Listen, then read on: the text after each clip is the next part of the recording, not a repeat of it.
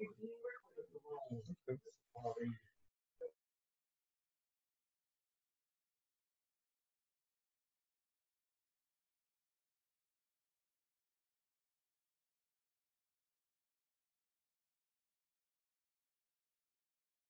your mess yesterday? I am me.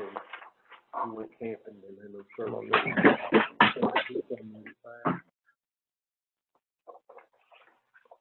Yeah, it's muted back.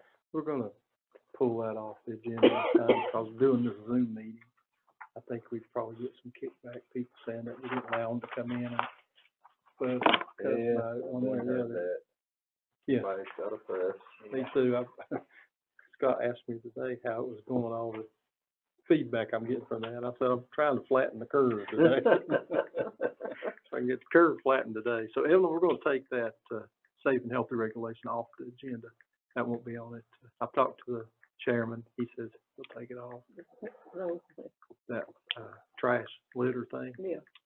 Right now, I think we'd have a hard time getting enough votes to pass it right now. Some of the commissioners are kind of a little bit scared of it.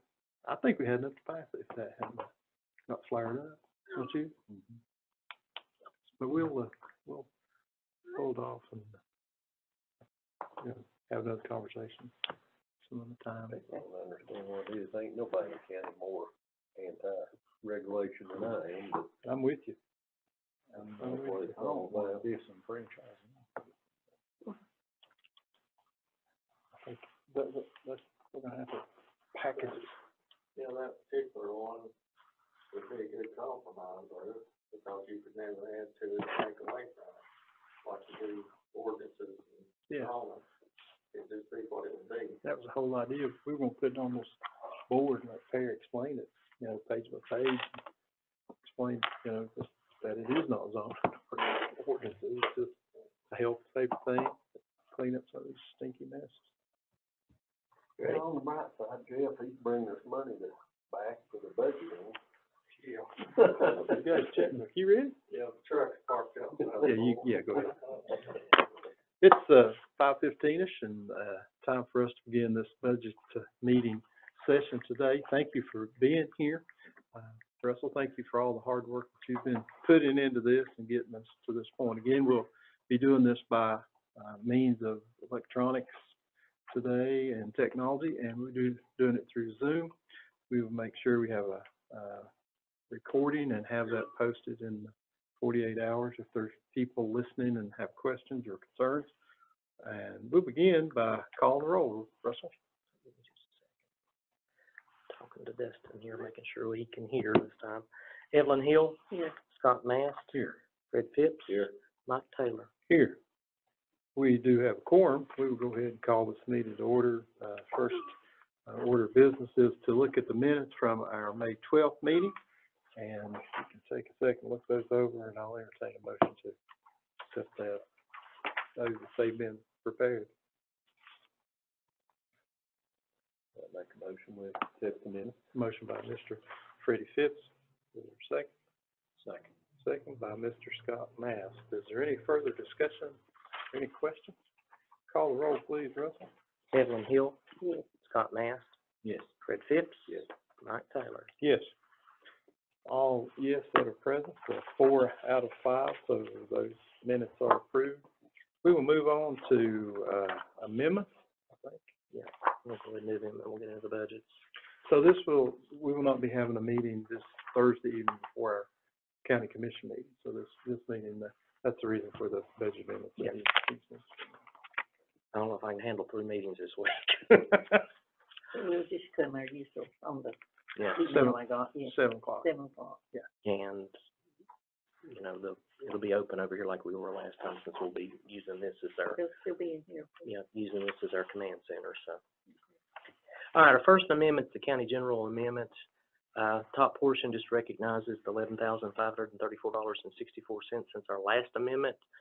And the bottom portion, all the way over into the next page, it's just that time of year where I start looking at whether or not we're gonna have enough money to cover appropriations and those things for the last 2 months of the year.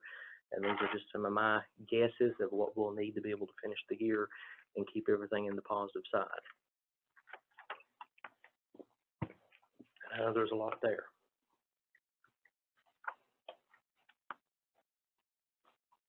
Then our next one's the public library. Just recognizes $14.99 since their last amendment. The bottom portion is simply doing some cleanup.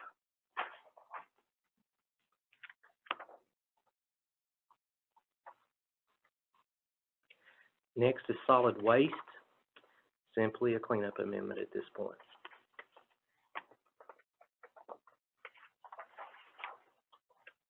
Our next one is drug control.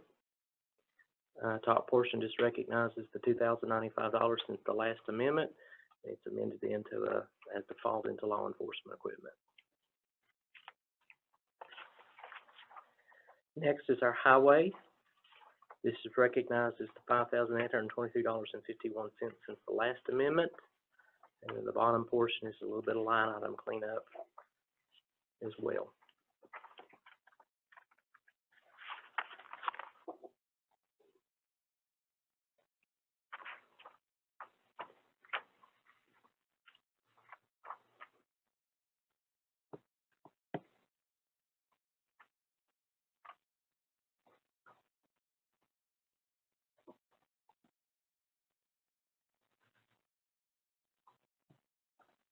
Tim, when you're ready, I stop to intentionally give you time to. Sure. Does anybody have questions so far?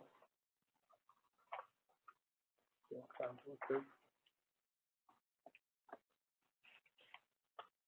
And I apologize for not getting these out with the agenda to where you would have some time to look at those, but trying to juggle a weekly budget meeting and everything else, and then Beth had actually was out of the office a couple of days last week, which meant she sent things out earlier. That's the reason they're not with the agenda packet like they normally are.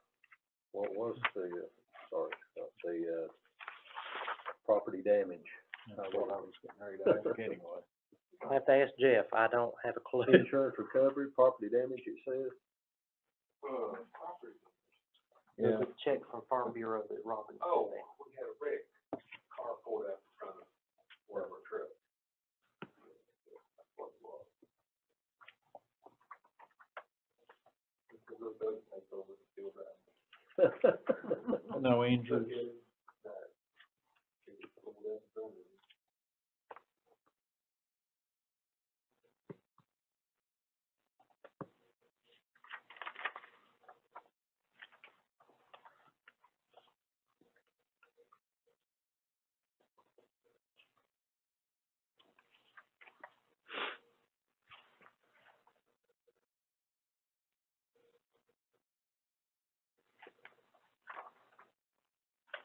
I believe we're the general purpose school now.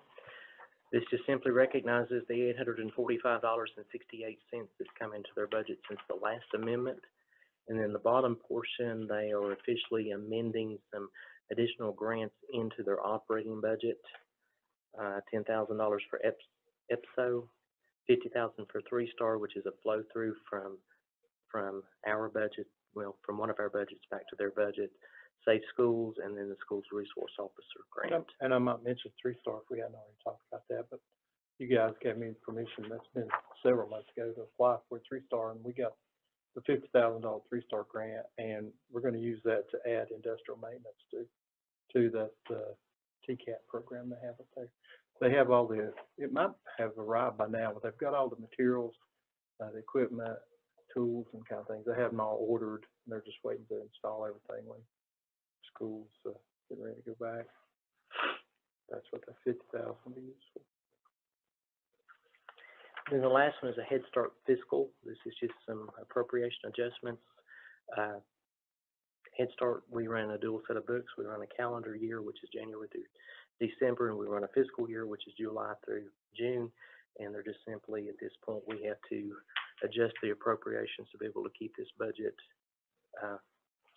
at less than 100% to keep us from having an audit finding. That's all this is simply doing at this point, is just making an adjustment. All right, any questions about any of the amendments? I know I've said a whole lot real quick, and there's a lot to digest here. Yeah, I want to get clear on the general purpose schools. Mm-hmm. down on the bottom section where you talk about the 3-star grant, Mm-hmm. and, well, you got the Safe Schools, $175,000 for the resource officers. I don't see that much money going into these items below. They're going somewhere else? No, because see, they're amending the other state education funds by 316,759, and the bottom portion, they're showing an increase of 316,759. So it could be that maybe something's not listed in her description, so that's 60,225, that's close to 316. Well, I misunderstood then. See totals up there, and then we come down where it lists all the grants, and then I'm just looking for totals, that bottom section, that's not near, 175 and 81 and 50 and 10. See what I'm saying? Went from 316 to 406. Oh, that's the amended budget. You're looking at your original budget as it stands, they're putting the 316 in, you add the 89 that was already in the budget to that, which gets you to 406.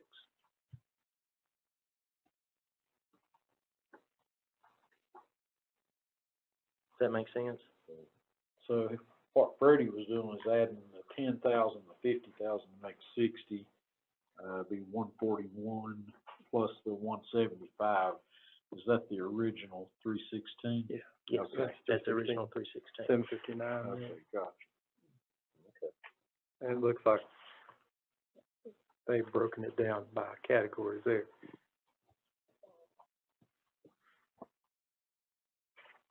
Okay, so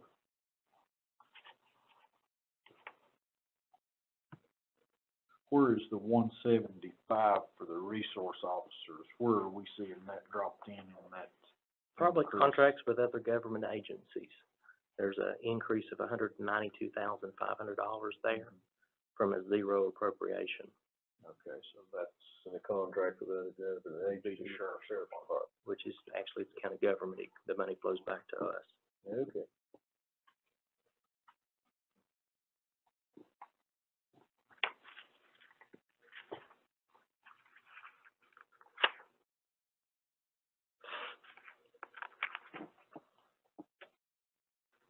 Any other questions?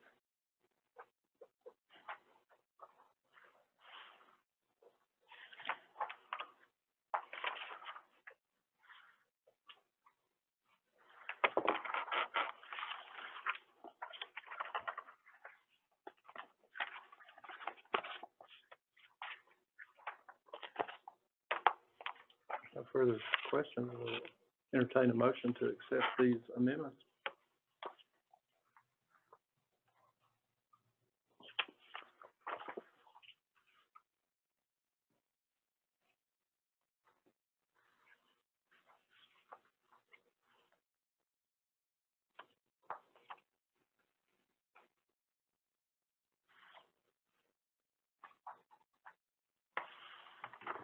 Motion to accept. We have a motion by Mr. Scott Mass to accept the Okay. seconded by Ms. Evelyn Hill. Is there any other questions? Is there some other comments? If you need more time, absolutely, we'll take it. Hearing none, Russell, will you call the roll, please? Evelyn Hill, Yes. Scott Mast, Yes. Freddie Phipps, Yes. Mike Taylor. Yes. 4 yes. Motion carries. Amendments are passed. Russell, I suppose we move on now to 2021 budget. And what we'll do is, since we'll spend most of our time this evening in county general, I'm gonna start with the highway fund, which is in your packet there. A couple of things that have happened since this morning when I finalized these numbers. Jeff did receive his gas tax estimate for next year, and the outlook is not very good. And there is a copy of the motor fuel tax estimate in your packet as well. And I have, Johnson County's on the second page of that, and it is highlighted for you. I can find my copy of it now. This is $1,535,684. That is a little over $514,000 less than what our current estimate is. And I'll just be real honest with you, and Jeff, you can chime in anytime you want to, but, if we have to cut $514,000 from his budget, it's going to be devastating. Honestly, I do not know if we could cut it without having to cut personnel at this point. So I'm gonna pitch something out. I've thrown this out to Jeff already. Rather than us making that $514,000 cut, let's split that difference and take about $260,000 out of what I'm gonna present tonight, which is feasible to do. It will hurt in some places. We'll have to make the cuts and let it ride and see what happens. Highway Department has a healthy enough fund balance that if they have to absorb another $260,000 in a revenue shortfall next year, their fund balance will be able to take that hit. Then make a further adjustments for the 21-22 budget. How much money do you have out, Jeff, on FEMA that they owe us back, or owe you back? A little over 301,000, which was really, but was up for that, day. Maybe 3 to 4 or 5 years. And you and I both, the day we talked to Marsha Blackburn, you and I both indicated, told her how serious that was and how we needed to get that turned back around. Just haven't got it done. I'll do my best to keep putting pressure on whomever I can to try to get that money back. But that's what I've been telling all these folks I get an opportunity to. It's a big help to give us this reimbursement, but if you spread it out and we don't get it for 2 years, that's going straight to your fund balance, really. Oh, I know, it really put a crunch on, especially on our asphalt. What we're talking about is here's the Highway Department's budget, and we got this information on this season, which is the motor fuel tax estimate for next year. And it's about $500,000 less than what's currently in here. Now, are they making these estimates off of estimated fuel usage for the coming year, or what has been already used and it came up this short? I Is this think it's a projected combination of number both. or- That's what they project and follow. Always been. That's basically just the result of gas prices, fuel prices. Less consumption. Yeah, tax stayed the same per gallon, but there's less gallons went out. And what I threw out is a suggestion, and I ran this by Jeff. If we have to cut $514,000 from that budget at this point, it's going to be devastating. And I do not know if we can do it without having to cut personnel. And what I suggested was we split the difference and cut roughly $260 out, let the other $260 ride. If we are able to realize that, that's great. If not, the Highway Department has built back up enough of a fund balance that's healthy enough that it could take that $260,000 hit for the upcoming year, and then us make additional adjustments for the 21-22 cycle. I just did not, since it's so late in the day, I didn't make any adjustments from what Jeff and Robin and I had discussed late last week when we met and sort of came up with a game plan. And even to cut $260,000 at this point is going to mean he's going to have to take some hits in asphalt, crushed stone. A vacancy that he was trying to put back, we'll have to take it. But I think we can cut that $260 and not touch existing personnel. But if we have to go much more than that, we may have to look at personnel to be able to make that kind of cut. How many do you have now, Jeff? 26 secretaries and everything.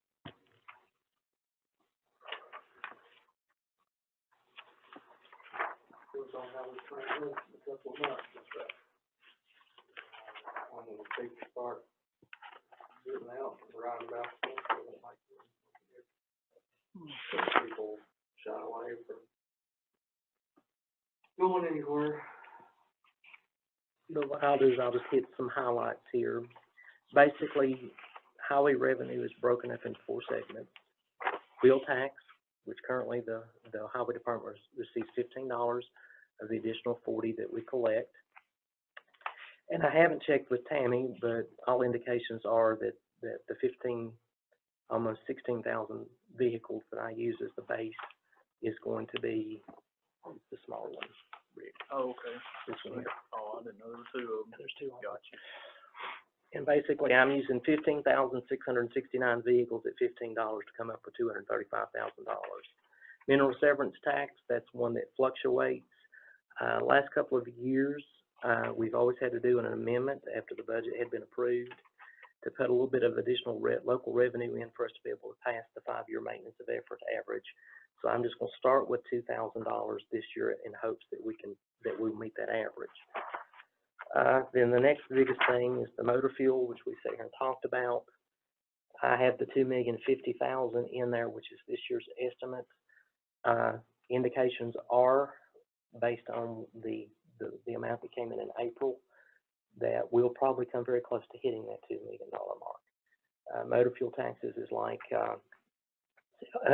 sales tax and some of the other state revenues. They run about a month behind. So what we saw is April revenue is actually the March collections. So they run about a month behind. But using those numbers, we're going to be very close to this $2 million mark. The petroleum special tax, I have no clue what that is, other than the fact that it's roughly $14,000 a year. It's an additional tax that comes in. Then other direct federal revenue, this is forestry funds. Any fund, when the Department of Interior and USDA, part of this is USDA, makes the payment, that money is split on a 75-25 split. 75% of that goes to the schools, 25% goes to the highway department. That number is a little higher than 17,000 because what you see is what actually has come in this year, because forestry funds did come in. I left it at $17,000. Then the $58,610, that is a internal transfer that occurs with some funds that several years ago, the prior budget committee, actually it goes back, I think, 2 budget committees, put some money in general capital projects to help the highway department to cover excess overruns of stone and some other things of that nature, which is something that we've continued to do. And I basically budget it as a transfer out in one and transfer in as another to bring that money back in. So with all that being said, I have about $2,376,000 currently in this budget. But if we split that difference, I'll reduce that roughly to about $260,000. And we'll make those necessary cuts and we'll bring it back again next week. But just some other highlights that are here. The officials increase is $2,968, similar to what the others were in county general. As Jeff mentioned earlier, it's a total of 27 positions, 2 supervisors, 2 clerical support, and then there's 22 field positions. I made some cuts to be able to get us to this point. The laborers that are in 62,000, that does include a vacancy, which would be 23 positions. I think Jeff was in agreement that that's one of the first things we're going to take out. So that'll drop that back to 22. I made a $50,000 cut to liquid asphalt. I made a $25,000 cut to crushed stone, a $5,000 cut to pipe, and $2,000 to salt. That's just a give or take on that. And I made another cut. I made a $5,000 cut to tires and tubes to be able to put this budget into balance based on the $2.3 million. This also includes some best guess estimates still for liability insurance and workers' compensation. The liability insurance, I've actually not gotten the breakdown yet from the underwriter, and that's my number that I came up with based on their percentages from last year. But there is the $69,954 that's in workers' comp insurance. That is what the rate, their amount will be for the upcoming year. And there's also a little bit of money for some highway equipment. And then there are two capital leases that are included here. We are on year 5 of the truck lease, and we'll be on year 2 of 5 of the excavator lease. And that's broken up between principal and interest that's there as well. It would make the $2.3 million.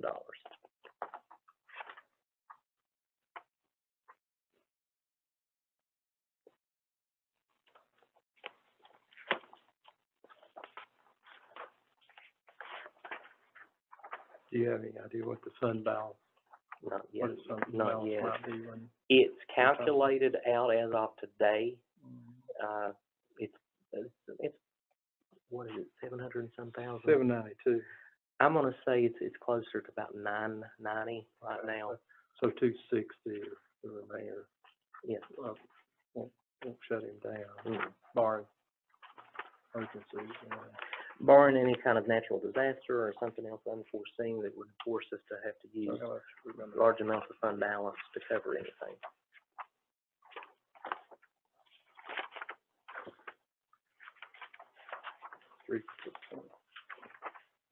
How come, just for my information on this fuel tax, this revenue and stuff, is it based totally on gallons, or I always thought the tax was per gallon, or is it is the amount, the cost of fuel come into play too? I always thought fuel tax, the money that come in from that was, X amount per gallon. X amount per gallon. And of course, I know this calculates from statewide, not just Johnson County, right? Yes, these numbers are based on a statewide calculation. Since that revenue is collected at the pump and remitted to the state, and then the Department of Revenue and their formulas based on population and square miles is distributing that back. So the fact that fuel has dropped some, it doesn't really, The price at the Thank you. pump at this point makes no effect to the taxes, because the taxes are there anyway. right, so it's just statewide consumption. You would think and with low cost, people would buy more though, wouldn't you? Yeah. And if it hadn't been for this COVID thing, I'm sure that would be the case. but- Yeah, true. Just people quit traveling, I guess. Supply and demand. Demand went down. But I'm like you, I think if we That's more than are optimistic about it opening back up, and they start, Depends on how people react. Yeah. There's people tired of being. It might go away. Time to go on vacation, but if they don't, What's 25%? That's pretty big lick. yeah, really is. What have, I know we're not, at the end of the fiscal year quite yet, but what have we received from it this year so far? $1,582,747, and that would have been the April payment that would be March collection. So technically, we we've got still have April, 3 May, and months to June. go. So I guess what I'm seeing is, even though I would expect, well, if that's the March collection, April's gonna take a hard hit, but still, we're on track to do a lot better than that if things are assumed to be people somewhat that are normal. pressing the numbers are counting on people continuing to not travel that much. Yeah, I think they're waiting these last couple of months very heavily in that, aren't they? Yeah. So it really just depends on how people react, and that's gonna be hard to predict, especially for county. And that was, I would not want that job. and that's part of my reasoning why at this point, let's split that difference through and April. see. I agree, I'm not Well, nice, it's 10 but you months. don't see that much of a shutdown, Not here. Johnson, Carter County. Mhm. Should be 83%, Rick, Yeah. 83% of the year, Variable, Yeah. sure, way down. so 83% of, Well, we got 3 months Just left though to 2 million. collect, so it'll be 75%, right? This Yeah. number. that's not 10 months. No, this is April. Through May, revenue, what it is. March revenue, March collection. So we're behind. This around reduction 75%. across the Mississippi Bridge, So, this reduction. So, I mean, we're close to being right on track, but I know it's gonna fall off for when we get April's in, probably, maybe. But, I mean, we don't know. Yeah, we don't know, so. Based on the April sales tax, which we'll talk about in a little bit, that's that's not the case. about 76, Really? Because actually I had the April numbers. about 76%. Yeah, and that's what I figured, we're pretty well on track so far, but By April, those numbers. we probably hadn't felt much of it in March, which is the last month we collected, so.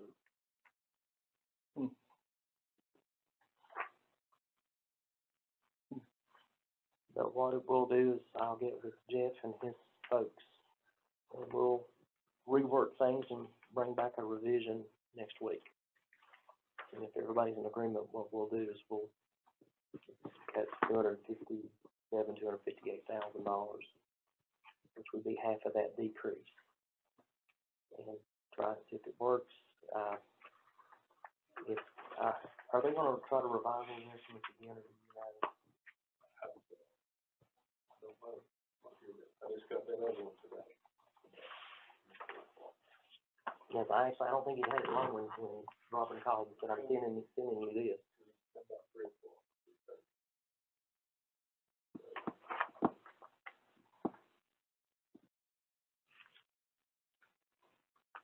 Any other questions or comments about that? I think it's a good plan to try to I do too. have. I appreciate, Jeff, the, thought that you put into it and the work you put into it. And that's what we all need to realize that, it's all of us.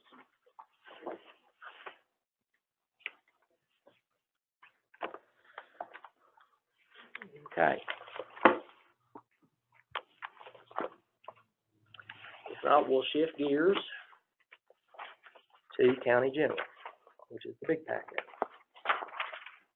We have a couple of categories that we've not yet touched on, and the election commission happens to be our first one, which is 5/1500. And I'll make just a few comments, and then I'll turn it over to Sherry. Let me get where I'm supposed to be. Just a note, officials increase is $2,428. We'll be on page 2, it starts on page 2, I'm sorry, at the bottom. Gotcha. 2428 administrators to increase, the election commission's office is it still a vacancy or have you filled it? We have an open vacancy in her office, so I've made an adjustment to bump starting pay back down to the $10.50 range that we normally look at for the upcoming year. We are going to come up on 2 election cycles. We will have an August election locally, property assessor, school board, as well as at the primary too, isn't it? Oh, I forgot about Jeff. Forgot about Jeff there, and then we'll have the presidential election in November. So there's 2 election cycles that are in here. As well. Other than that, that's all the comments that I've got, and I'll let you pick it up from there.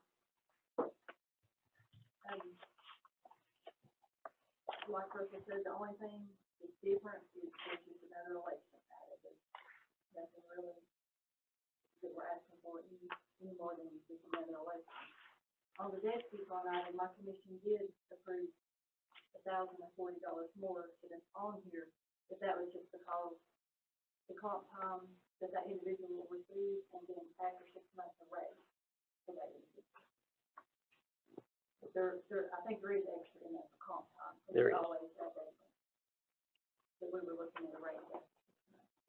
And what we can do with that is chances are this individual will have to go through the 6-month probationary cycle with TCRS, which is your local policy. And so even with another 50 cents or something increase in an hourly wage, we'll easily be able to cover that with the unused fringe benefits in some of the other areas. A lot of it's based on, there's a full insurance policy here if that individual doesn't take insurance or takes one of the policies that are a little cheaper to the employee. That makes a difference in how we make some of those adjustments. I have the high-end policy loaded right now to be able to cover that if they were to take the high end. So, you know, as far as making, you know, easily we can make a $500 to $1,000 shift in monies within the fringe lines to be able to cover any kind of merit increase that would occur after the probationary period. And I want to mention also, our March presidential Christmas primary, the state reimburses for that election, and the total expense that I submitted was $28,672.31. That's what was submitted to be reimbursed. And that is a receivable to this year's budget.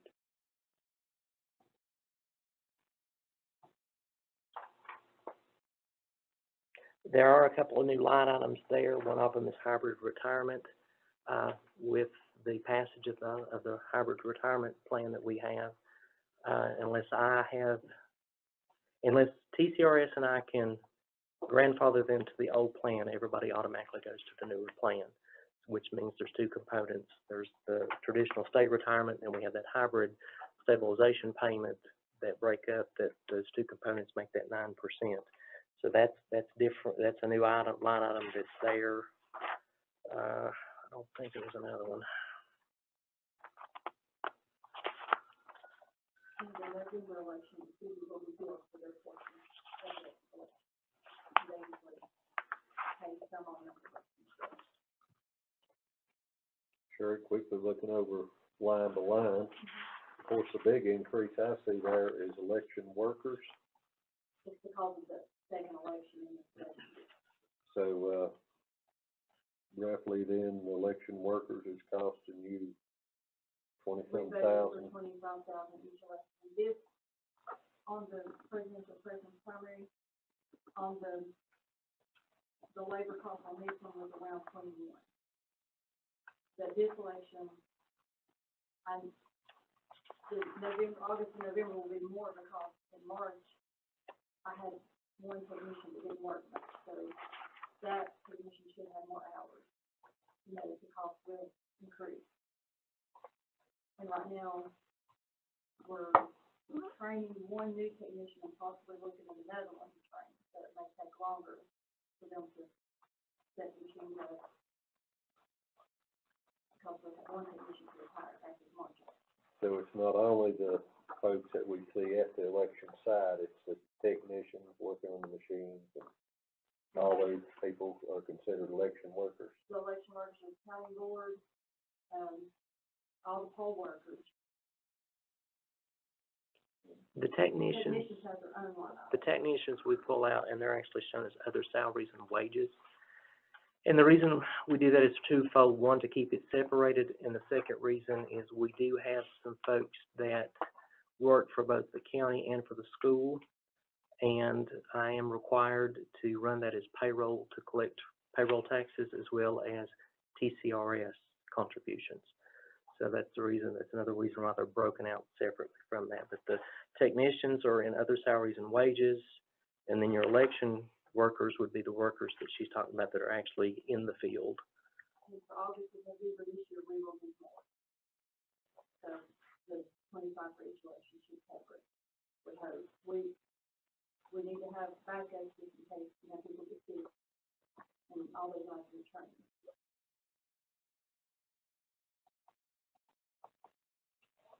Now, I plan on having extra early voting workers to switch, you know, the workers in and out, and just for that reason, in case someone gets sick.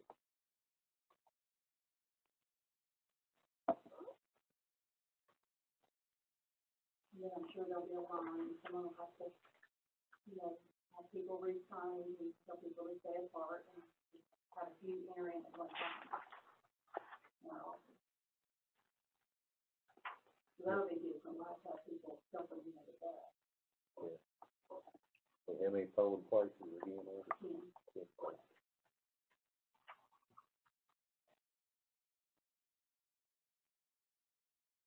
And one other line to point out is the liability insurance. Several years ago, our carrier requires that we carry a separate liability policy to cover the administrator as well as the 5 election commissioners. They are not covered under our general liability or our umbrella. The deputy is covered under our policy, and there is it goes from $2,500 to $3,500. There was about $1,000 increase in what that liability insurance is going to actually cost the county next year.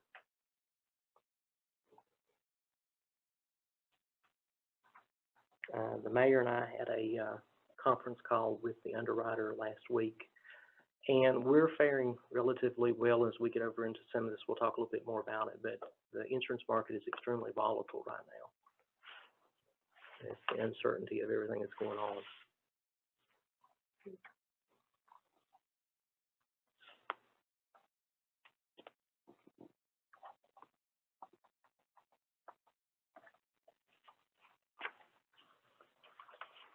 Any more questions?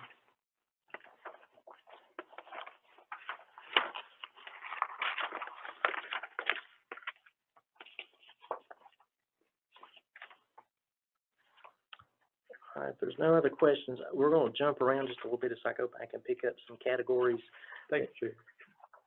that we bumped over. If you'll turn to page 12, we bumped over the health department. The health department is asking for no increase in local support from the $98,000 that we're currently putting in as local effort.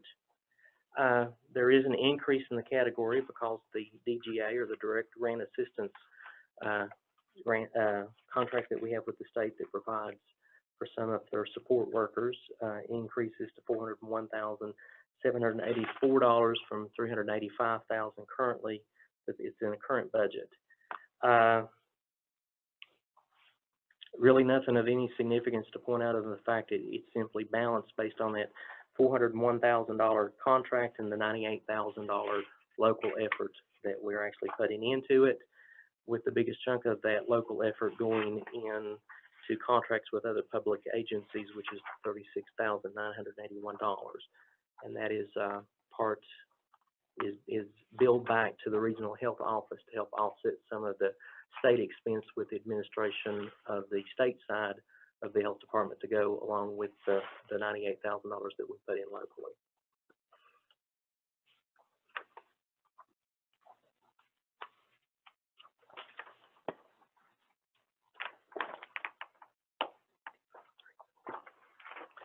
Our next stop will be on page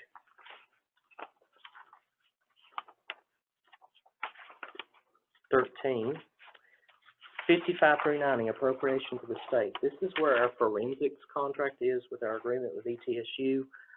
Last time, the mayor had just signed the new contract with ETSU, and there is this contract's for a year, correct, Mayor? Yes. There is a slight increase from this year's appropriation. Basically, we're going to be billed upcoming year $2,885.89 a month for 12 months, which is $34,631. And I believe, they're not holding us to that 18. No. It used to be that we were contracted at 18 and we paid, what was it? Was it $1,800? I believe so. I don't remember how much it was an autopsy. Well, they kept raising that, and it was getting completely out of hand. So all the mayors in this district, we had a meeting with them and worked it out that they broke it down by county and has to do with population per county, and set on a number that we're not held to the 18, that we're just going to pay this $2,885 a month if they do 17 or if they do 30. But if you look at the data, it hasn't been, the hours have been coming down. It has that the number of autopsies they're doing are going up because of these opioid drugs, and they've changed the requirements now on the people that they do autopsies on. They have some rules now about someone dies at home, nobody's seen them in 2 or 3 days, they do an autopsy. didn't used to normally do that. They go in your house and you passed away, but they have medicine bottles that they see on the nightstand or something. They're gonna do an autopsy on them, so we're doing more, but they're costing us less per autopsy, I think. Then our next stop will be on page 15, and I just caught something that I have not put ag extension into this budget because, and the reason why is they have been on hiatus because, And they have a new person. and there's a new person, a interim ag extension agent. Yeah, and they're supposed to be presenting us with a full-time candidate that we would vote on. We have not I been hadn't heard presented about that. one yet. I don't know how long that process will take, but So I will have to get with Sarah to determine exactly, but for right now, I'm gonna use a budget number of $96,821, which would be to the penny what the current year appropriation is. So I'd have to add that to this total, which is really gonna make us further up than what I thought. But then our next one that would be, this is more of a follow-up. I know there was a little discussion last week about fireworks celebration. The chamber, and I'm on the chamber board, and actually I talked to Jenna this morning too, has voted to cancel that celebration as well as the tractor pull in light of COVID, and we're pretty well following suit as other counties across the state. Jenna is asking that we leave that $2,500 because they are possibly looking at maybe a New Year's celebration or something to that effect. That's something that she's got to talk with the full chamber board about, but that was something that she's asking that since we're not going to use it for 4th of July, to leave it there. There's a good distinct possibility that they may come up with some other event later in the fall.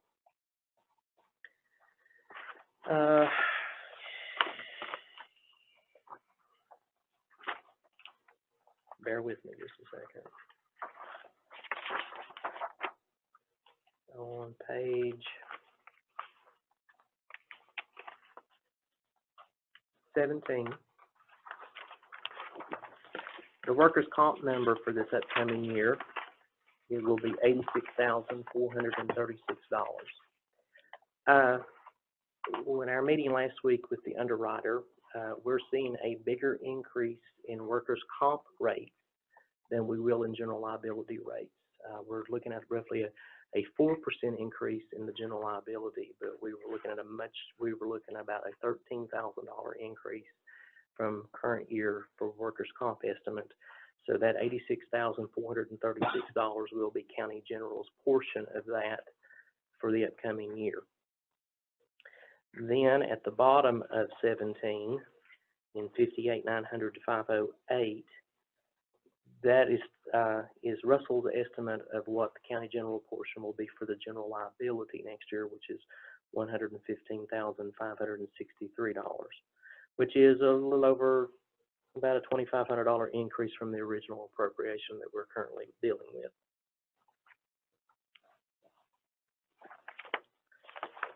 The only other piece that I'm aware of that's unfinished business was Miss Evelyn brought up a suggestion that we take a look at the purchasing agent's salary.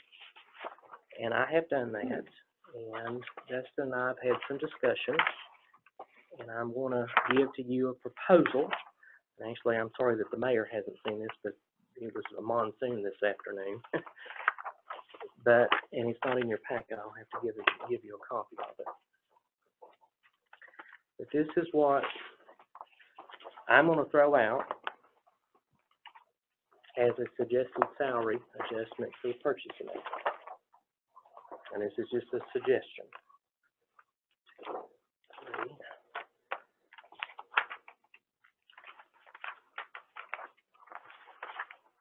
Here, you want a copy?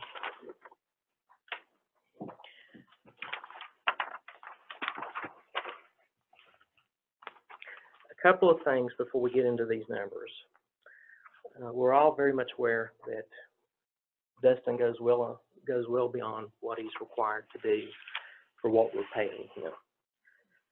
And up until Dustin holding this position, we've had qualified individuals that were in the position, but Dustin would be the first individual that we would have that would have any kind of post-secondary education.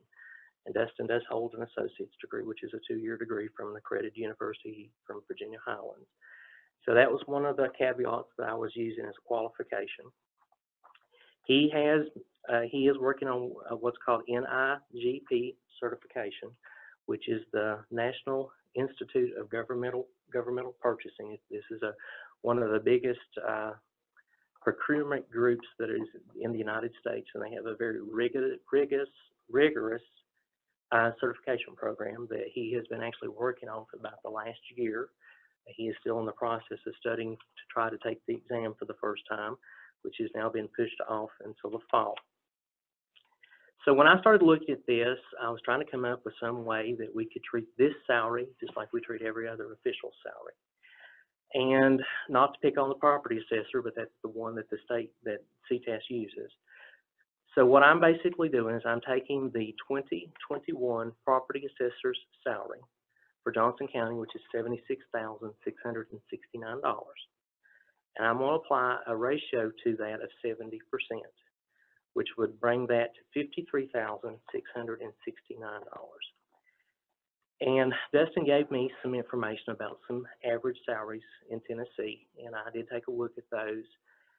And a lot of the smaller counties, not necessarily in our area, but some of the smaller, more urban areas across the state, you're looking at purchasing agents with salaries that will range anywhere between $50,000 to $80,000 a year. So that was the reason I came up with the figure of $53,669. Currently, what's in the budget to cover his salary is $36,918. That means there's a difference of $16,751 plus the related fringe costs that's going to be with this. And I took what's called a phase-in approach to this. Since we know that Dustin is working on the national certification, that would be the first that would be the second caveat to this one, an advanced a post-secondary degree, working on the national certification. And we would look at, because it's a $16,000, we're talking about a $20,000, almost a $20,000 expenditures by 18/9, to phase it in over a 3-year period, starting with next year's budget, of roughly doing 1/3 of that cost plus the fringe, with the caveat that he moves no further to phase 2 or phase 3 until he successfully completes the certification. And then in order to stay at that salary, he has to maintain that certification, which is the same caveat that I have. I have to maintain my state certification to be able to stay at the adjusted salary schedule. And that would basically be this as well. And the last caveat would be, is once the base moved for the 3rd time to move it to the professional salary, and this salary hits in what's called the professional range when you look at it from the federal standard, that he would move from an hourly base to a salary base. That basically the comp time and those things will go away. And he would basically be a straight salaried individual, just like every other official is, like my salary is set up as well, but with those additional caveats of having to maintain the certification to be able to keep that adjusted salary. Now, this is just a suggestion. This is a starting point. Dustin and I talked about, we played with the numbers, doing 60% or 65% or 70%.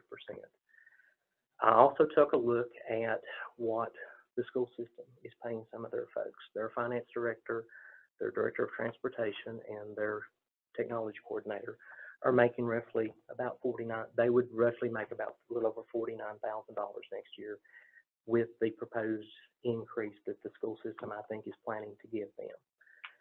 And that was sort of another basis that I looked at as well. And I've also, not to say that what they do is not important, but their focus is one department where we deal with all departments. And that was also another approach to how I arrived at that $53,000 mark. And that's just a suggestion. Well, too, he doesn't have an assistant. No, he's a one-man shop. What support we can give him is all he receives.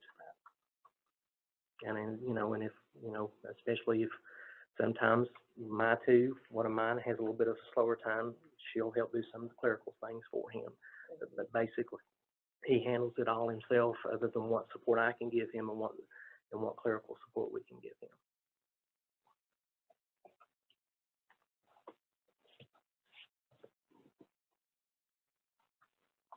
So would we be, I guess, making a policy somehow for items 1 through 5 to carry on in the event that we ended up with another Yes. purchasing agency? So that would have to be, Very, very. that we're basically not just changing this for Dustin, we'd be changing the job. We're position. changing the position. Let's take Dustin out of the mix. We're changing the position. Very similar to what the prior budget committee and this budget committee did to my position. Take me out of the mix. What the caveat was for me, or for my position, would be the same thing for this position. Is that how the other counties more or less? Each county is It's different. different. Each county is different based on what their local policy is, depending on what if they operate under what's the general rule, if they operate under the 81 Act or private act, or there's very few of us that still operate under the 57 Act.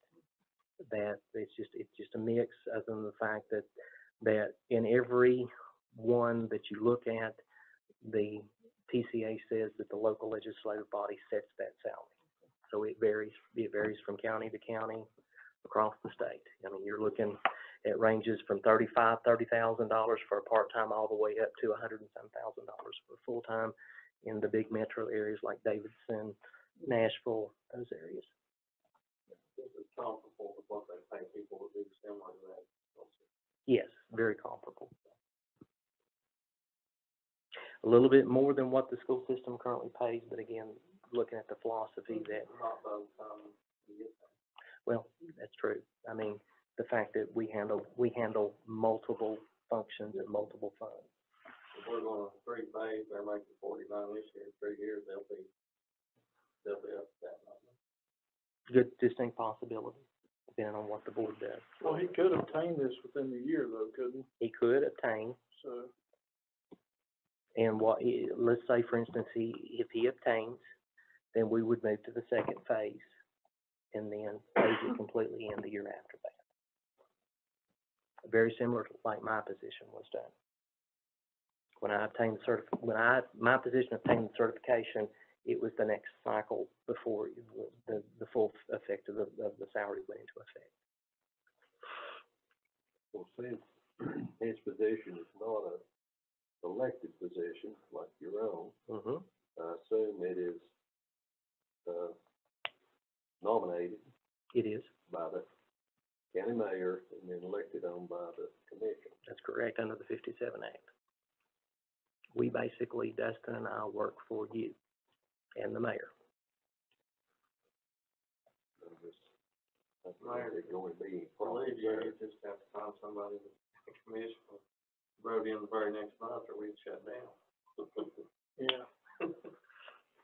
Now, Couldn't purchase or pay our bills. and, a little bit different caveat. The state doesn't have my position or finance positions. The state comptroller's office has become a little more rigid as far as qualifications are concerned. So if I were to vacate and leave, then the mayor is going to be tasked with basically following a suggested set of guidelines to be able to fill the position. When we look at number 2 or 3 person of Carter or Washington. Where here it's a little bit different, but to be able to get a caliber individual to handle the multifunction, it's going to have to be a salary closer to this than what we're currently paying. Well, that's what I was kind of getting at with this too, because the fact is, our next purchasing agent may not have any of these extras. And if that's the case, And that's the case, then you adjust that salary Dustin does go, backwards. Dustin goes above and beyond what I consider his job a lot. It'll be likely to replace them. It'd be hard to replace. and I'll just be honest with you, I hope that in my tenure that I have left, he doesn't leave, because it will be a heartache and a burden to me. Not just to the county as well, but it'll be a big burden that will fall back to me. Dustin's very dynamic in what he does, and I would hate to lose him. So I'm hoping he stays at least 6 more years. Which ought to give you some kind of hint. I've got 5 more of these left. Well, I won't say that, but as my mother put it, I will have options. So that was just a suggestion that I threw out. And the first phase is actually incorporated into our numbers tonight. I can take them out as easy as I put them in. But I was trying to come up with some kind of figure that we could use as far as what the entire laundry list washboard is tonight. And his is on page. He is on page, he's 52200. He would be on page 4.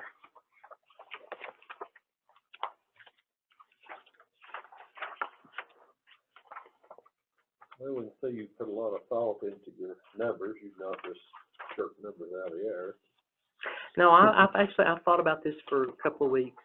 I've had a couple of discussions with Dustin.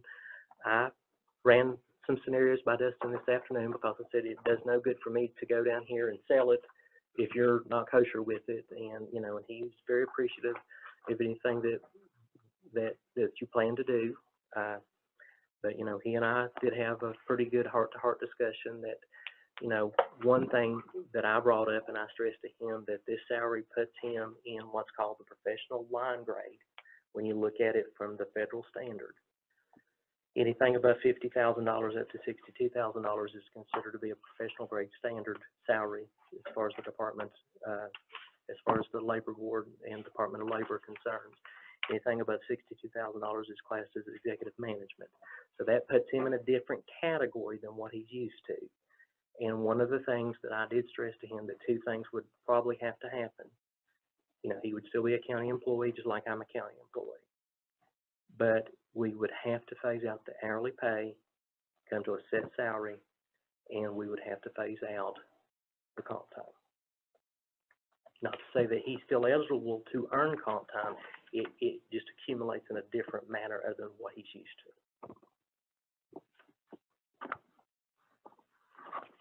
And of course, the new budget year would be a good Time to start. to do all that. Yeah. I guess now it all comes down to The money. bottom line, if we have money to do. That's right.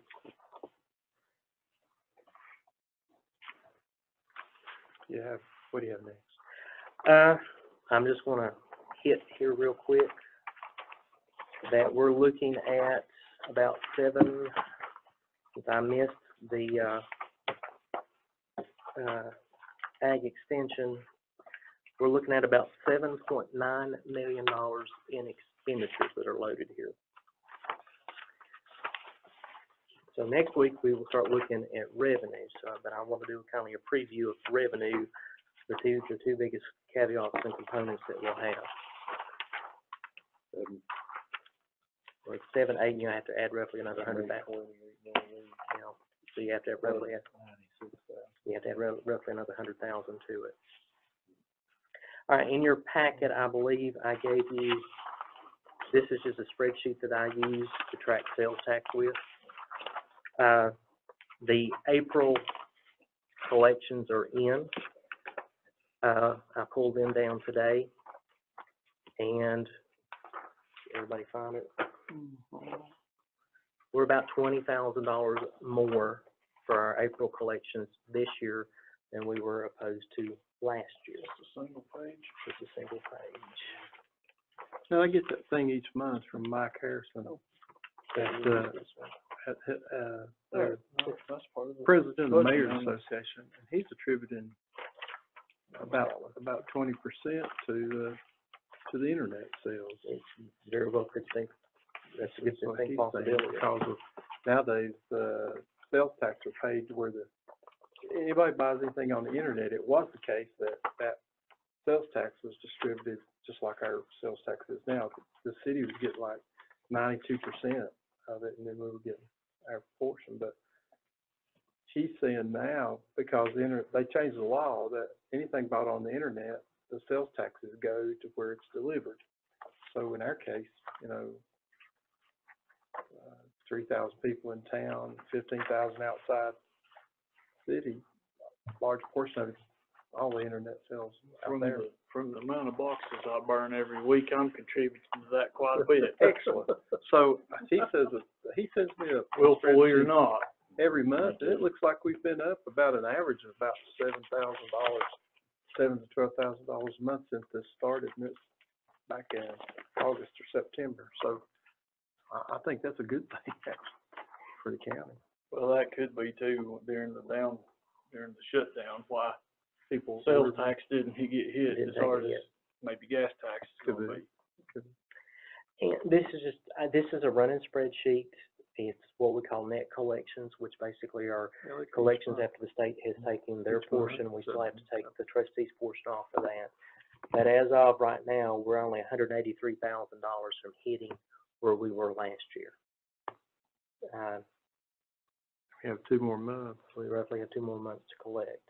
I see every month we've been up from last year with the exception of one, and it wasn't down as much from the time it began. Typically December, November, sometimes in January are slower months. Yeah, November, down, it was only, Just a couple $100 or something, Mhm. $160.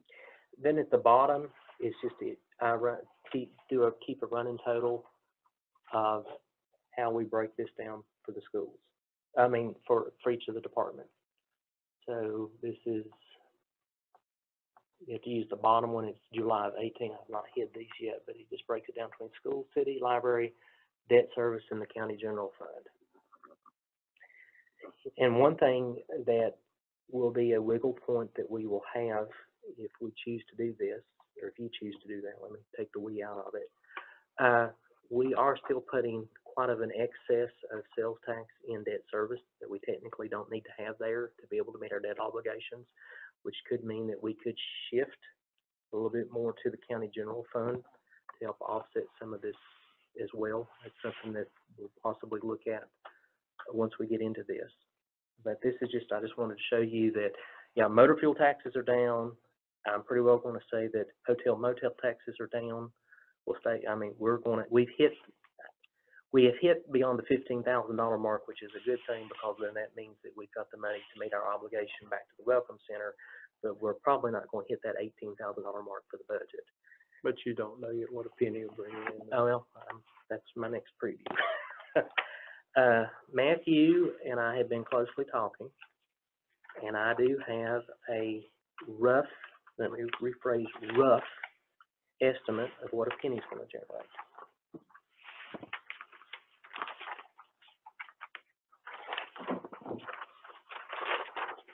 You need this back? No, I don't you- know where You mine's can at. keep it because I've got it on my computer because I update it every month. Matthew sent over some numbers for me this afternoon that show what our assessments are at this point. At this point, we're looking at roughly $289 million in real property, 12, almost 13,000 in personal property that's been adjusted to the index ratio, and the public utilities for 19 that has also been adjusted to the index ratio, which brings us to a total assessment right now of about $317 million, which means currently a penny could be projected to generate $31,781.94. Using our 94% rate that we currently use, that would mean a penny currently would generate $29,875.02 for the upcoming year, as opposed to the $29,741.54. Now, this number is a lot less than what we're used to seeing, and I have a little bit of a confession to make. I've been making an error in calculating the penny, but it's been to the county's good. I have actually been underestimating the penny, and so When I realized that this year, I have gone ahead and went back and did a correction, just for our purposes. The 29,741.54 is the corrected amount. I had that undervalued by about $600. I was applying the index ratio to the wrong portion. And Matthew said something one day, and I went back and pulled out some of my CCFO stuff and went back and got to looking. And sure enough, I was applying it to real property rather than to personal property and public utilities. So I was taking a bigger chunk off than what I should have, which was in the county's favor, which kept in the back of my mind. I thought, why are we over-realizing so much based on what my estimates are? That was the reason why. But we need to take a look at this and equalize it to where it's correct based on the environment that we're in. And depending on what you choose to recommend to the full commission as far as how we balance this budget moving forward. So we are still looking at right now roughly a $134 increase in what the penny will generate next year. And then that spreads out across the aggregate as it currently is, with County General getting about 46%, General Capital Projects a little over 4%, Debt Services getting about 8%, School Systems getting about 42%. So that would roughly mean about a $12,547.53 increase to County General, and you can see what the rest of them are well. Now, however, the Equalization Board does not meet until the 1st of June. They will meet the 1st through the 5th. And at that point, Matthew will give me the certified numbers. So this may change just a little bit. He does not anticipate a huge change, but we will see a little bit of a shift around probably 5, 6, 7, 8 cents in what the penny will generate. But I'm going to use these numbers to start the basis of determining what the revenue is going to be. And I need these numbers to be able to do the other two major funds, Debt Service and General Capital Projects, because most of what we use as revenue there is property tax. So this is sort of a preview of what we have. And also, I do need to go ahead and give the school an estimate that they can use that would have the difference of what the penny's going to generate for their budget. As of right now, the plans are that June the 9th, school department will be coming to present their 2021 budget to us. Matthew, ready to talk about how much assessments are up, right? Not yet. He's not to that point. I don't have my numbers downstairs, but I can compare. Wait a minute, I might have the old one in here. Let me look real quick. While you're looking, the collectors still looking like they're gonna be Yeah. beat 94%. Oh yeah, we've actually we hit that 94 Yes, mark. she's already over 94. She's over 94. It's probably been 3 weeks ago, it was like 94.381 or something like that. It was a little bit over 94. As long as we continue to have a property sale, we will make that, keep it up there. All right, real property assessment. The certified assessment for the 1920 real property was $286,889,000. The number he gave me today, which is not the certified rate, is $289,235. So we're up about 2.5 to 2.6 million. Now, personal property and public utilities will be less because our ratio is less this year than it was last year. Last year's index was 0.97. And I This don't year's know how they- 0.89. I don't know how they arrive at that number, I- that ratio. I do not. And it was down to, was it 92? What was it? Well, we went from 0.97 to 0.89. That's what, So we dropped almost 10 1/100ths of a percent there. But I have no idea how they arrived at those numbers. me either. I got a letter. At this point, I'm just lucky to grasp where to put the ratio in there. And, and the other thing is there is the payment in lieu of taxes. That is the payment that we receive from Parkdale. And it is distributed across the aggregate based on percentages.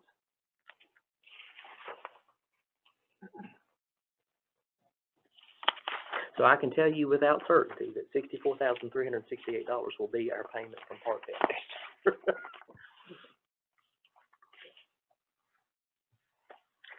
But I will start the process of starting to look at the revenues as well as use this data to be able to finish up, debt service, general capital projects. We actually still, I still need to bring, drug fund, debt service, general capital projects, and community development.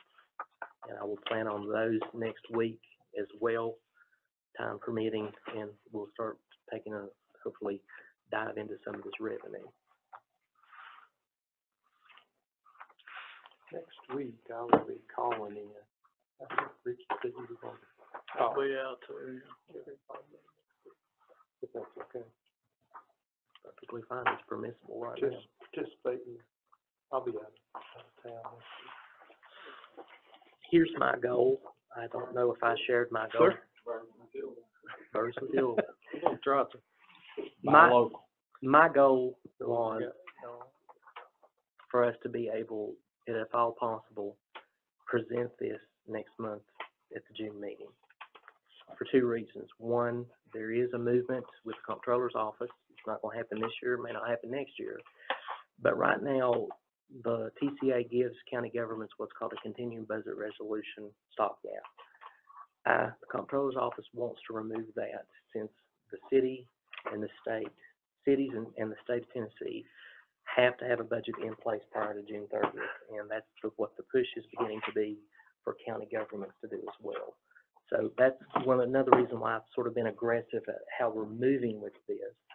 And possibly next year, we may even back the timeline up a little bit and actually start in April as opposed to May, to be able to see if we can actually start hitting that target of presenting this in June, recessing and coming back late June or very early July and actually voting on a budget as opposed to waiting till August to do that.